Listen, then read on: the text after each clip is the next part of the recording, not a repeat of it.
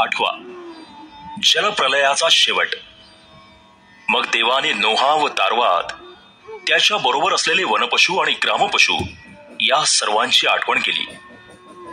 देवाने पृथ्वीवर वारा वाहविला तेव्हा पाणी ओसरू लागले।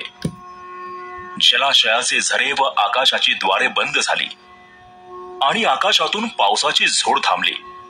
पृथ्वीवरचे पाणी एकसारखे हटत गेले। 150 दिवस संपल्यावर पाणी ओसरत गेले। 7व्या महिन्याच्या 17व्या दिवशी अरारात पर्वतावर तारू टेकले।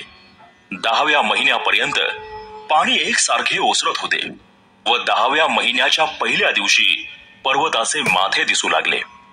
याला 40 दिवस लोटल्यावर नोहाने तारवास जी खिडकी केली होती ती त्याने उघडली आणि एक कावळा बाहेर सोडला। तो पृथ्वीवरले पाणी सुकेपर्यंत इकडे तिकडे फिरत राहिला। पाणी भूपृष्ठावरून आटले किंवा नाही हे पाहण्यासाठी त्याने एक कबूतर बाहेर सोडिले। त्या कबूतराला पाय टेकण्यास कोठे आधार न मिळाल्यामुळे ते त्याच्याकडे तारवापाशी परत आले, कारण सगळ्याच पृथ्वीच्या पाठीवर अद्यापी पाणी होते। तेव्हा नोहाने हात बाहेर काढून त्याला धरून आपल्याकडे तारवात घेतले।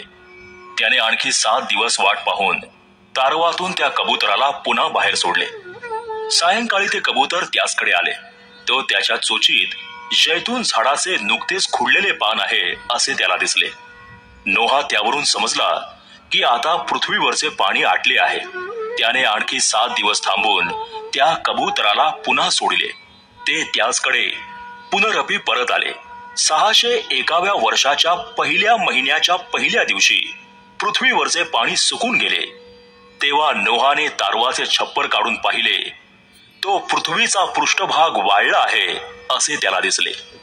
दुसऱ्या महिन्याच्या 27व्या दिवशी जमीन खडखडीत वाळली।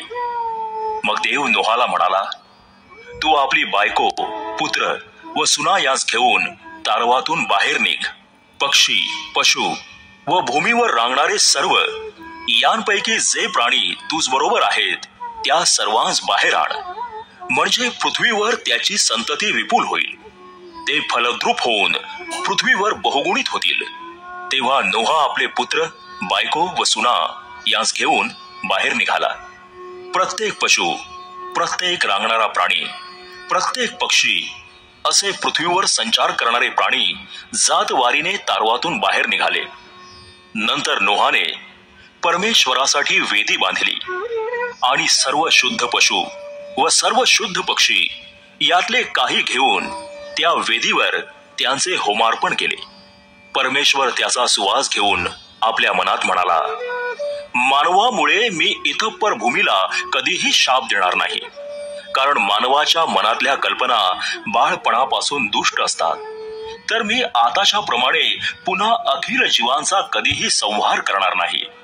पृथ्वी राहील तोवर पेरणी व कापणी, थंडी व ऊन, उन्हाळा व हिवाळा, दिवस व रात्र ही व्हावयाची राहणार नाहीत।